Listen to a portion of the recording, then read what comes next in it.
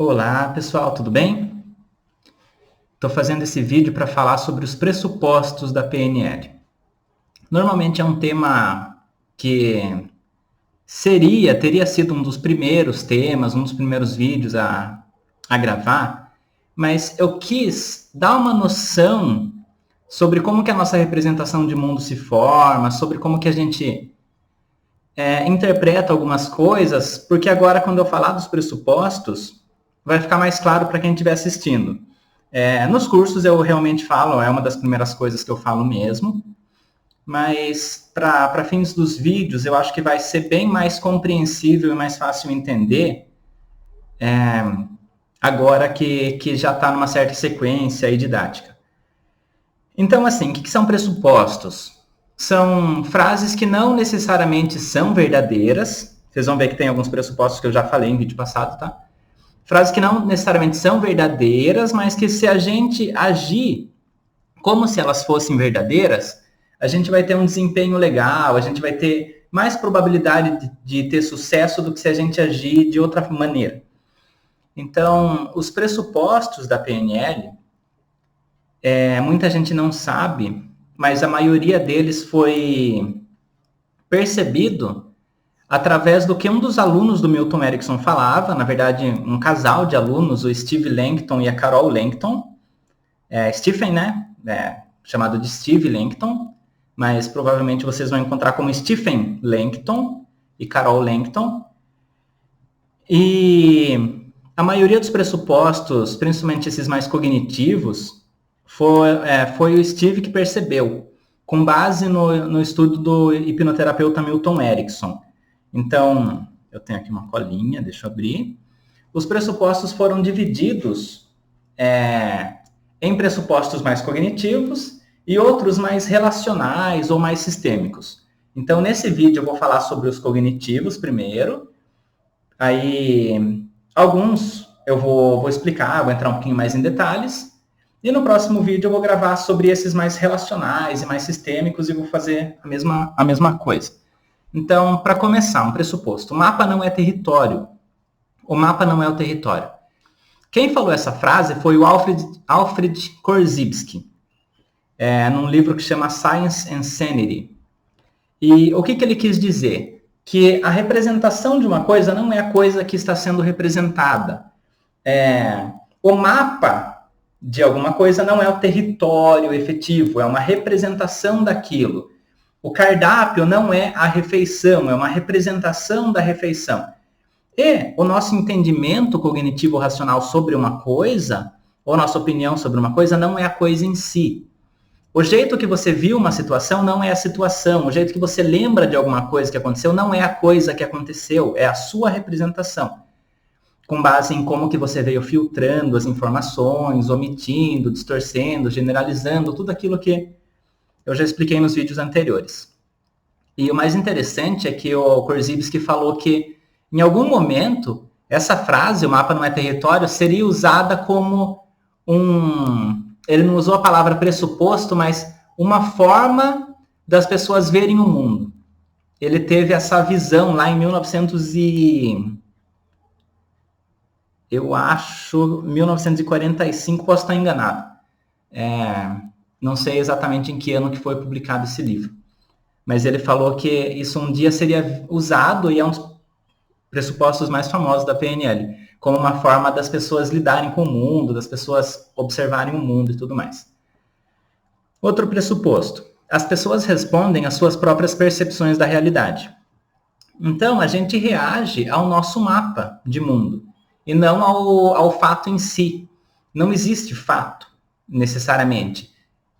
Tudo passa por uma série de filtros, e a nossa reação perante um fato é o significado que a gente deu. Então, a emoção que aquilo gerou é com base no significado que a gente deu. Uma outra pessoa que teria vivido aquele mesmo fato, ou que viveu o mesmo fato, pode ter dado um significado diferente, tido uma reação, uma resposta emocional totalmente diferente. Toda pessoa tem seu próprio mapa de mundo. Nenhum mapa de alguém é mais real ou verdadeiro que o mapa dos outros. Então, o que a gente entende aqui? Todas as pessoas têm uma representação de mundo, que elas passaram pelos mesmos processos de omissão, distorção, generalização, deram seus próprios significados e tudo mais. Não existe, por definição, um mapa de mundo mais real do que o outro. Todos são incompletos de várias maneiras. Outro pressuposto.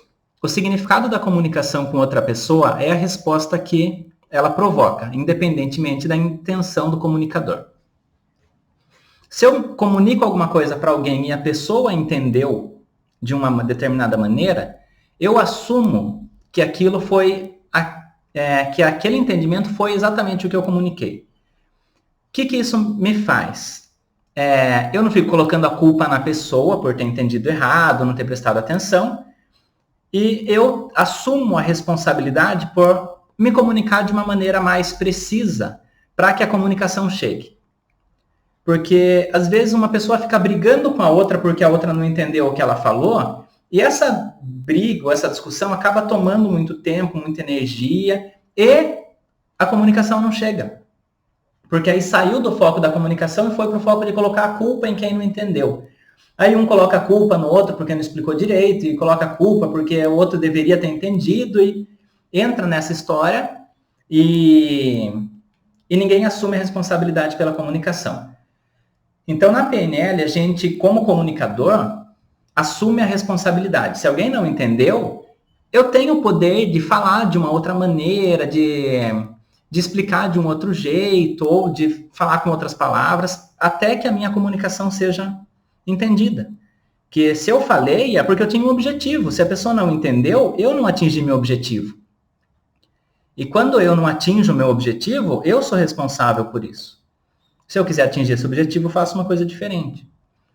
Outro pressuposto. Os mapas mais sábios e compassivos são aqueles que dispõem de um número amplo e rico de escolhas, em oposição a ser mais real ou exato. O que está dizendo aqui?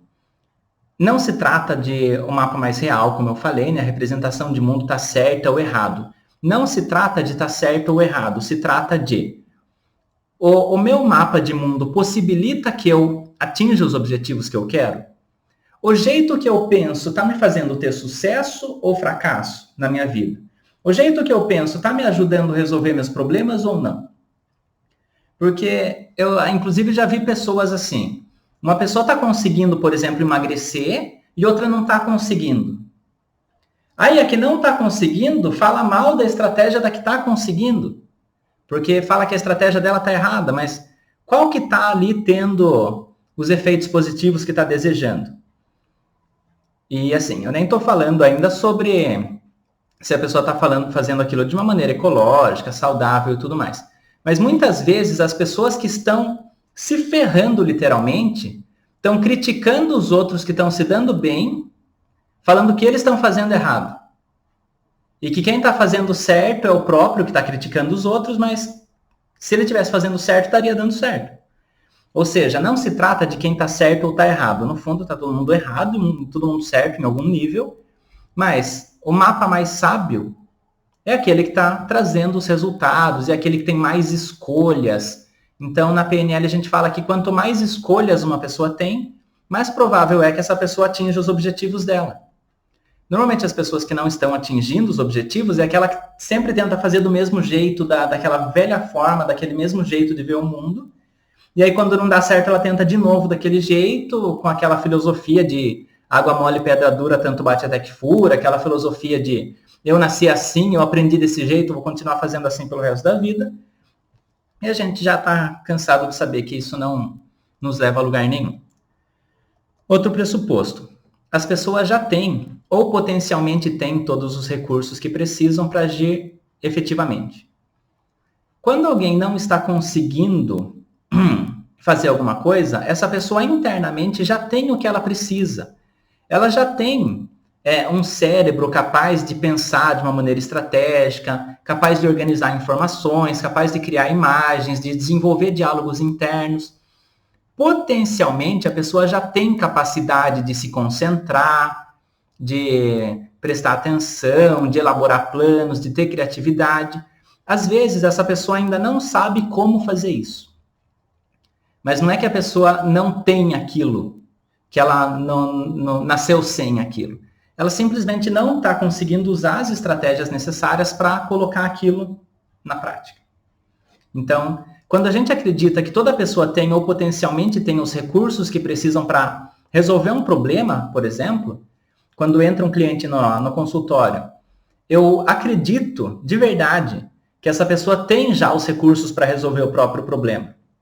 Não sou eu que vou dar isso para ela. Eu vou ajudar ela a acessar isso. Isso cria na pessoa um senso de recursos, de responsabilidade e de capacidade. Não ficando aquela questão de dependência, o terapeuta resolveu o meu problema. Ele resolveu o problema com um pequeno auxílio do terapeuta, mas com base nos recursos que ele já tinha. Isso é bem legal. 6. É o sexto pressuposto que eu vou falar aqui, na verdade o sétimo. As pessoas fazem a melhor escolha disponível, dadas as possibilidades e capacidades que são percebidas como disponíveis a partir do seu próprio modelo de mundo. Qualquer comportamento, por mais louco, diabólico ou bizarro que pareça, é a melhor escolha disponível para a pessoa em dado momento. Se fosse dada uma outra escolha mais apropriada, dentro do contexto do seu próprio modelo de mundo, ela o escolheria automaticamente. Quem quiser pode voltar ao vídeo para ouvir tudo isso de novo. O que está querendo ser dito aqui? Se a pessoa fez um comportamento daquele jeito, naquela hora, significa que naquela hora a única opção que ela tinha foi aquela. Ou a melhor opção que ela tinha foi aquela. Se ela não fez uma coisa melhor do que aquela, significa que naquele momento ela não conseguiu acessar um recurso necessário para gerar um desempenho mais eficaz. Então, voltando para o pressuposto que fala que a questão é a pessoa ter mais escolhas, naquela hora a pessoa agiu de uma maneira limitante porque ela não tinha escolhas disponíveis naquela hora. Pode ser que ela não estava num determinado estado emocional de poucos recursos, ou seja lá o que for, e ela não conseguiu acessar um comportamento mais eficaz. Mesmo que seja um comportamento que em algum outro momento ela já tenha conseguido fazer. Por exemplo, um dia a pessoa conseguiu prestar atenção e fazer um certo trabalho. Outro dia ela não conseguiu. É fácil alguém de fora pensar e falar, não, mas a pessoa consegue prestar atenção, porque ela já prestou semana passada. Naquela hora que ela não conseguiu, ela fez o melhor que ela podia. No estado emocional que ela estava, no estado fisiológico que ela estava, com os pensamentos que ela estava tendo naquele momento. Então, todas as pessoas sempre estão fazendo a melhor escolha disponível. E o próximo, que é praticamente uma continuação, mudanças vêm de acessar o recurso apropriado ou ativar um recurso potencial para um contexto particular, enriquecendo o mapa de mundo da pessoa. Se a pessoa sempre faz a melhor escolha, a gente consegue gerar mudanças positivas e produtivas na vida das pessoas, ajudando ela a aprender a acessar recursos, aprender a colocar os recursos que ela precisa nas situações e nos contextos que ela precisa daquele recurso. Não adianta uma pessoa ter coragem, por exemplo, para jogar videogame e não ter para falar em público. Então, se a pessoa quer falar em público com coragem ou com confiança, ou seja lá o que for, e a coragem dela só existe quando ela vai jogar videogame, não adianta. Então, o que a gente precisa fazer? Primeiro, se ela tem a coragem para jogar videogame, significa que ela já tem, ou potencialmente tem, o recurso que precisa para ter coragem para falar em público. A mudança vem quando a gente pega esse recurso, coragem, e coloca ele aqui e adapta na situação na qual a pessoa está precisando desse recurso.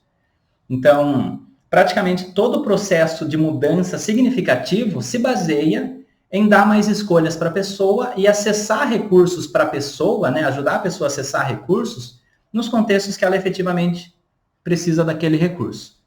Então, esse foi o vídeo dos pressupostos mais cognitivos que eu falei. No próximo eu vou falar sobre os mais relacionais ou mais sistêmicos.